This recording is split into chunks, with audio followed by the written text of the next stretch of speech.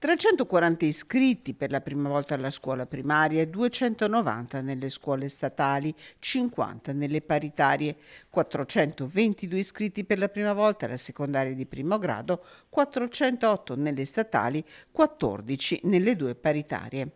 Parte l'anno nei 17 istituti scolastici di Bassano del Grappa, zaino nuovo, astuccio e tanti quadernoni colorati. I bambini di prima si siederanno in classi che hanno in media 22 alunni.